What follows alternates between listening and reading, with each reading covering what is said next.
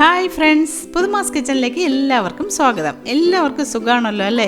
ഇന്ന് നമ്മളിവിടെ ഉണ്ടാക്കാൻ പോകുന്ന വളരെ വെറൈറ്റി ആയിട്ട് വളരെ ടേസ്റ്റി ആയിട്ടുള്ള ഒരു അടിപൊളിയായിട്ടുള്ള ഒരു കേക്കാണ് ഇന്നിവിടെ കാണിക്കാൻ പോകുന്നത്. ഇതെങ്ങനെയാണ് ഉണ്ടാക്കുന്നത് നോക്കുന്നതിന് മുന്നേ ആയിട്ട് ഈ ചാനൽ ആരെങ്കിലും സബ്സ്ക്രൈബ് ചെയ്തിട്ടില്ലെങ്കിൽ ഒന്ന് സബ്സ്ക്രൈബ് ചെയ്തേക്കണേ. അതിൻ്റെ അടുത്തൊരു കുഞ്ഞ് ബെല്ലൈക്കനുണ്ട്, അതുകൂടി ഒന്ന് ക്ലിക്ക് ചെയ്തേക്കുക. എന്നാലും ഞാനിടുന്ന വീഡിയോസ് നിങ്ങൾക്ക് ഉടനെ കാണാൻ പറ്റത്തുള്ളൂ. ഇതിനാവശ്യമായ സാധനങ്ങളാണ് ഈ കാണുന്നത്. 250 ഗ്രാം ബട്ടർ, 3 മുട്ട, 250 ഗ്രാം മൈദ, 200 ഗ്രാം പഞ്ചസാര പൊടിച്ചത്, 1 tablespoon milk chocolate chips, 2 tablespoon tutti frutti, 1 tablespoon baking powder, 1/2 teaspoon baking soda, 1 pinch ഉപ്പ്, 1/2 teaspoon vanilla essence, 1 tablespoon cocoa powder. ഇനി നമുക്ക് എടുത്തു വെച്ച മൈദയൊന്ന് നല്ലപോലെ അരിച്ചെടുക്കാം. ലംസ് ഒന്നും ഇല്ലാത്ത രീതിയിൽ ഇതെല്ലാം അരിച്ചെടുക്കാനുണ്ട്. ഇപ്പം മൈദ ഞാൻ അരിച്ചെടുക്കുകയാണ്.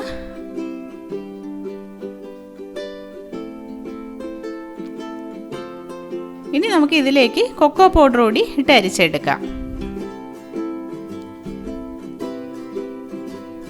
ഇനി 1 ടേബിൾ സ്പൂൺ ബേക്കിംഗ് പൗഡർ എടുത്ത് വെച്ചത്, 1/2 ടീസ്പൂൺ ബേക്കിംഗ് സോഡ, 1 പിഞ്ച് ഉപ്പ്. ഇത് മൂന്നും കൂടി ഇതിൻ്റെ കൂടെ തന്നെ അങ്ങ് അരിച്ചെടുക്കാം. ഇപ്പം എല്ലാം നല്ലപോലെ അരിച്ചെടുത്തിട്ടുണ്ട്. ഇനി നമുക്കിതെല്ലാം കൂടി ഒന്ന് മിക്സ് ചെയ്തെടുക്കാം. മിക്സ് ചെയ്തിട്ട് ഇതങ്ങ് മാറ്റി വയ്ക്കാം. ഇപ്പം നല്ലപോലെ മിക്സ് ആയിട്ടുണ്ട്. ഇനി നമുക്ക് മുട്ടയൊന്ന് നല്ലപോലെ ബീറ്റ് ചെയ്തെടുക്കാം. മുട്ട നല്ലപോലെ പതഞ്ഞ് വരുന്നവരെ നമ്മളിങ്ങനെ തന്നെ ബീറ്റ് ചെയ്തുകൊണ്ടിരിക്കണം. ഞാൻ ആ കറക്റ്റ് പരിമ വരുമ്പോൾ നിങ്ങൾക്ക് കാണിച്ചു തരാം കേട്ടോ. ഇപ്പോൾ നമ്മുടെ മുട്ട നല്ലപോലെ പതഞ്ഞ് കറക്റ്റ് പരുവത്തിനായിട്ടുണ്ട്. നമ്മൾ മുട്ട ഇത്രയും പതപ്പിച്ചെടുത്താലേ കേക്കിന് നല്ല സോഫ്റ്റ്നെസ് കിട്ടത്തുള്ളൂ. ഇനി നമുക്ക് ഇതിലേക്ക് 1/2 ടീസ്പൂൺ വാനില എസൻസും കൂടി ഒഴിച്ചു കൊടുക്കാം. ഞാൻ ഈ ബട്ടർ ഒന്ന് മെൽറ്റ് ചെയ്തെടുത്താണ് ഒഴിക്കുന്നത്. ബട്ടറും വാനില എസൻസാണ് ഞാനിപ്പോൾ ഒഴിച്ചു കൊടുത്തത്. ഇതും കൂടി നമുക്ക് ചെറുതായിട്ടൊന്ന് ബീറ്റ് ചെയ്തെടുക്കാം. ഒരുപാട് സമയം ഇനി അടിക്കണ്ട. ഇതെല്ലാം കൂടി ഒന്ന് മിക്സ് ആവാൻ വേണ്ടിയിട്ടാണ് ഒന്ന് അടിച്ചെടുക്കുന്നത്. ഇപ്പോൾ എല്ലാം കൂടി നല്ലപോലെ മിക്സ് ആയിട്ടുണ്ട്. ഇനി നമുക്കിതിലേക്ക് നമ്മൾ നേരത്തെ മിക്സ് ചെയ്ത് വെച്ച മാവ് കുറേശ്ശെ ഇട്ട് കൊടുക്കാം. ഒന്നിച്ചിടരുത്. ലംസ് ഒന്നും ഇല്ലാതെ നമുക്ക് ഈ ബാറ്റർ അടിച്ചെടുക്കാം. കുറേശ്ശെ ഇട്ട് കൊടുക്കുകയാണെങ്കിൽ ലംസ് ഒന്നും ഇല്ലാതെ തന്നെ നമുക്കിത് മിക്സ് ചെയ്തെടുക്കാൻ പറ്റും. ഇതിപ്പോൾ നല്ലപോലെ ഒന്ന് മിക്സാക്കി എടുക്കാനുണ്ട്. സൈഡിലുള്ളതെല്ലാം കൂടി കവർ ചെയ്ത് വേണം മിക്സ് ചെയ്തെടുക്കാൻ. ഇപ്പോൾ ഈ ഒരു ടെക്സ്ചറിൽ നമുക്ക് ഈ ബാറ്റർ കിട്ടിയിട്ടുണ്ട്. പക്ഷേ ഇത് കുറച്ച് കട്ടിയാണ്. അതുകൊണ്ട് ഞാൻ കുറച്ച് ചൂടുവെള്ളം ഒഴിച്ചു കൊടുക്കുകയാണ്.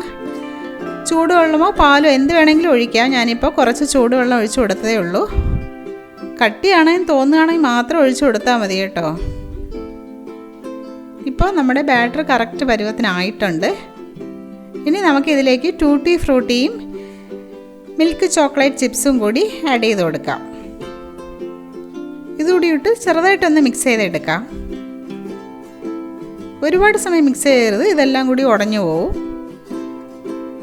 ഇപ്പോൾ നമ്മുടെ ബാറ്റർ റെഡി ആയിട്ടുണ്ട്. ഇനി നമുക്ക് ഓവൻ ഒന്ന് 10 മിനിറ്റ് പ്രീ ഹീറ്റ് ചെയ്യാൻ ഇടാം. ഇനി നമുക്ക് ഈ പാനിൽ ബട്ടർ ഒന്ന് ബ്രഷ് ചെയ്ത് കൊടുക്കാം. എന്നിട്ട് വേണം നമുക്ക് കേക്കിൻ്റെ ബാറ്റർ ഇതിലേക്ക് ഒഴിച്ചു കൊടുക്കാൻ. എല്ലാ സൈഡും നല്ലപോലെ ബ്രഷ് ചെയ്ത് കൊടുത്തിട്ട് നമുക്ക് ഇതിലേക്ക് കേക്കിൻ്റെ ബാറ്റർ ഒരു പകുതി, ഈ പാനിൻ്റെ ഒരു പകുതി ഒഴിച്ചു കൊടുത്താൽ മതി. അത് പൊങ്ങി വരുമ്പോഴത്തേക്കും കറക്റ്റായിരിക്കും. അത് നിങ്ങൾ പ്രത്യേകം ശ്രദ്ധിക്കണം കേട്ടോ. രണ്ടിലും പകുതി വീതമാണ് ഞാനിപ്പോൾ ഒഴിച്ചു കൊടുത്തേക്കുന്നത്. ഇനി നമുക്ക് ഓവൻ നല്ലപോലെ ഹീറ്റായി കിടപ്പുണ്ട്. അതിലേക്ക് ഇത് വെച്ച് കൊടുക്കാം. സൂക്ഷിച്ച് വയ്ക്കണം, ഓവൻ നല്ലപോലെ ഹീറ്റായി കിടക്കുവാണ്.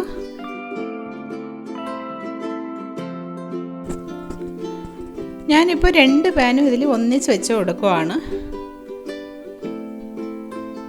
വലിയ പാനാണെങ്കിൽ ഒരെണ്ണേ വെക്കാനുള്ള സ്ഥലമേ ഉള്ളൂ. ഇതിപ്പോൾ ചെറുതായതുകൊണ്ട് ഞാൻ 2 ഒന്നിച്ച് വയ്ക്കുവാണ്. ഇനി നമുക്കിത് 20 മിനിറ്റ് ബേക്ക് ചെയ്തെടുക്കാം. 20 മിനിറ്റ് കഴിഞ്ഞിട്ട് ഉടനെ ഓവൻ തുറക്കരുത്. ഒരു 5 മിനിറ്റ് കഴിഞ്ഞിട്ട് വേണം നമുക്കിത് തുറന്ന് നോക്കാൻ. ഇപ്പോൾ കേക്ക് നല്ലപോലെ പൊങ്ങി വന്നിട്ടുണ്ട്. എടുക്കുമ്പോഴും അതുപോലെ സൂക്ഷിച്ചെടുക്കണം, കാരണം ഓവൻ നല്ല ചൂടായി കിടക്കുവാണ്. കണ്ടോ, ഇപ്പം നമ്മുടെ കേക്ക് നല്ലപോലെ പൊങ്ങി വന്നിട്ടുണ്ട്. ഇനി നമുക്കിതൊരു 10 മിനിറ്റ് തണുപ്പിക്കാൻ വയ്ക്കാം. അതിനുശേഷം നമുക്കിത് പതുക്കെ അങ്ങ് ഇളക്കിയെടുക്കാം. സൈഡെല്ലാം നല്ലപോലെ ഇളക്കിയതിന് ശേഷം വേണം നമുക്കിത് ഇതിൽ നിന്ന് മാറ്റാൻ. ഇതിപ്പോൾ ഓൾറെഡി ചെറുതായിട്ട് ഇളകി ഇരിപ്പുണ്ട്, എന്നാലും ഞാൻ ഒന്നുകൂടി ഇതൊന്ന് ഇളക്കുവാണ്. ഇനി നമുക്കിത് ഒരു ട്രേയിലോട്ട് മാറ്റാം.